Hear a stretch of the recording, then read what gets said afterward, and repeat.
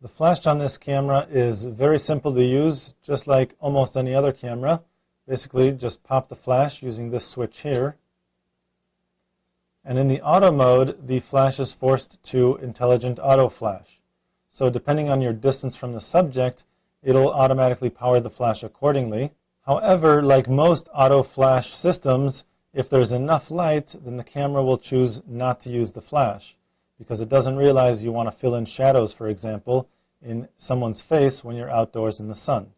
So I usually don't like using the auto flash for that reason. If I choose to use the program mode, which I normally do, I can change the flash from automatic by pressing the flash button right here to the right, and then go down to forced flash, or sometimes I choose synchro flash if it's a night portrait.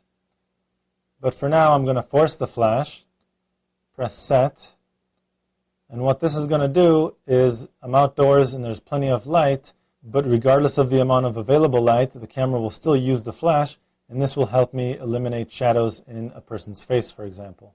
Keep in mind, this flash is pretty small and therefore not very bright, so it'll probably go for about 10 feet. If your subject is farther away than 10 feet, then you may need to increase the power of the flash. And if your subject is closer than 10 feet, because again we are forcing the flash and there's no intelligent auto flash working here, then you may need to decrease the power of the flash. To do so, press the exposure compensation or the up navigation button right here. Press it 3 times until you get to the flash exposure value.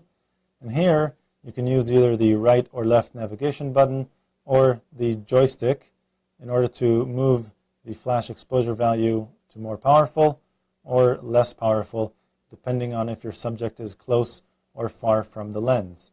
Again, at 0, it's probably only good for about 10 feet. So if you find yourself in a low light environment and you are 20, 30, 40 feet away from your subject, there's really no sense in using the flash.